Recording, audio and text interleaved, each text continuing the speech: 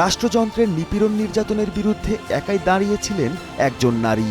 স্বামী হারানোর শোক আর সন্তানের শূন্যতা বুকে চেপে রেখে সমস্ত ষড়যন্ত্রের বিরুদ্ধে লড়াই করেছেন তিনি। দীর্ঘ সংগ্রাম ও সীমাহীন যন্ত্রণায় তিনি ক্লান্ত হলেও কখনো ভেঙে পড়েননি, হাল ছাড়েননি। তাই তো বাংলাদেশের রাজনীতির এক আলোচিত নাম বেগম খালেদা জিয়া। তবে একটি রায় বদলে দিয়েছিল তার জীবনের গতিপথ, আর সেই পথই তাকে দাঁড় করিয়েছে এক দীর্ঘ কষ্টময় চিকিৎসা লড়াইয়ের সামনে। ৮ ফেব্রুয়ারি ২০১৮ দুর্নীতি মামলার রায় শুনতে আদালতে হাজির হয়েছিলেন বিএনপি চেয়ারপারসন বেগম খালেদা জিয়া। রায় ঘোষণার পর তাকে রাখা হয় পুরনো কেন্দ্রীয় কারাগারের একটি পরিত্যক্ত ভবনে। বহু বছর ধরে সেই ভবনে কোনো বন্দী ছিল না। অল্প আলো, সীমিত চিকিৎসা আর নির্জন ঘরে শুরু হয় তার শারীরিক অবস্থার অবনতি। ভরসা পেতে নিজেকে হতে হয় পাতের মতো দৃঢ়, ঠিক যেমনটা জেরুসালেম। একদিকে আর্থাইটিস, ডায়াবেটিস, অন্যদিকে লিভার, কিডনি ও শ্বাসযন্ত্রে একের পর এক জটিলতা সময়ের সঙ্গে সঙ্গে শুধু বাড়তেই থাকে। ২০১৯ সালের পর হাসপাতাল যেন হয়ে ওঠে তার দ্বিতীয় বাড়ি। দীর্ঘ ৬ বছর তাকে কারারুদ্ধ করে রাখা হয়েছে। এর মধ্যে ২ বছর তিনি একটি নির্জন কারাগারে, পুরনো কারাগারে, কেন্দ্রীয় কারাগারে তাকে আটক করে রাখা হয়েছে এবং সবাই সন্দেহ করেন সেইখান থেকেই তার এই রোগের সূচনা হয়। ইনশাআল্লাহ দেশনেত্রী বেগম খালেদা জিয়া সুস্থ হবেন। আর বিদেশে যাওয়ার ব্যাপারে আমাদের সর্বোচ্চ প্রস্তুতি রয়েছে। যখনই ওনাকে বিদেশ নেওয়ার জন্য মেডিকেল বোর্ড যথোপযুক্তভাবে তৈরি মনে করবেন, শারীরিক অবস্থাই বলে দিবে যে ওনাকে কখন বিদেশে চিকিৎসার জন্য নিয়ে যাবে। কখনো রক্তক্ষরণ, কখনো সংক্রমণ, কখনো ভয়াবহ দুর্বলতা। প্রতিটি দিন ছিল শারীরিক ক্লান্তির বিরুদ্ধে তার নতুন এক যুদ্ধ। ঢাকার বিশেষায়িত হাসপাতালে গঠিত হয় মেডিকেল বোর্ড। দেশি বিদেশি বিশেষজ্ঞরা পর্যবেক্ষণ করেন তার অবস্থা। কিন্তু রোগের প্রকৃতি এতটাই জটিল ছিল যে প্রতিটি উন্নতির পরেই এসে পড়ে নতুন সংকট।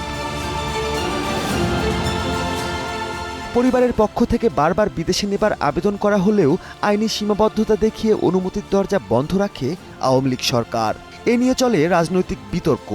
আর এই বিতর্কের মাঝখানেই অসুস্থতার ভারটা খালেদা জিয়াকে বইতে হয়েছে নিঃশব্দে। মিডিয়াতে এমনভাবে ব্যাখ্যা দিত যে ৪০১-এ সরকারের কিছুই করার নেই, বেগম খালেদা জিয়াকে বিদেশে পাঠাতে পারবে না।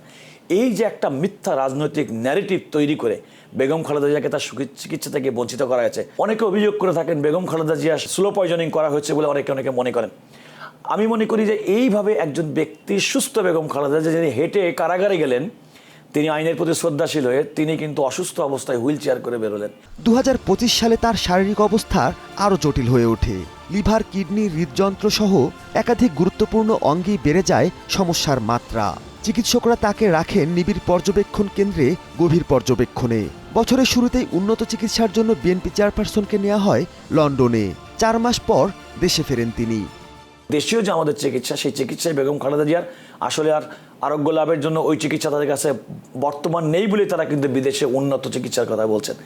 এই জিনিসটি যদি অনেক আগে করা সম্ভব হতো তাহলে নিশ্চয়ই বেগম খালেদা জিয়ার আজকের এই করুণ প্রতি সারা দেশের মানুষের, অবশ্যই মানুষের হায়াত মৃত্যু থাকবে একটা পরিণত বয়সে, কিন্তু বেগম খালেদা জিয়ার আজকে যে মৃত্যুর কোলে তাকে ঠেলে দেওয়া হলো, ক্রমান্বয়ে তাকে অসুস্থতা যেভাবে, সেটার জন্য কিন্তু তৎকালীন সরকার এবং তাদের ইগো এবং পলিটিক্যাল ন্যারেটিভ, বেগম খালেদা জিয়ার জনপ্রিয়তা এবং একটা মিথ্যা থিম তৈরি করার মাধ্যমে আজকে বেগম খালেদা জিয়ার আজকের এই করুণ পরিণতি তারা করেছেন।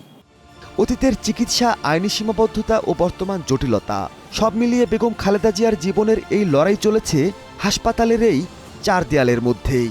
এ লড়াই চিকিৎসার, সময়ের এবং জীবনের। বিএনপি চেয়ারপারসন বেগম খালেদা জিয়া কারাবন্দী অবস্থায় যতবারই গুরুতর অসুস্থ হয়েছেন তাকে আনা হয়েছে এই হাসপাতালে, রাখা হয়েছে ৬২১ নম্বর কেবিনে। এখানকার চিকিৎসকরা বারবারই বলেছেন আরও উন্নত চিকিৎসার জন্য তাকে বিদেশ নেওয়া জরুরি। এ বিষয়ে আইনি লড়াইও চালানো হয়েছে।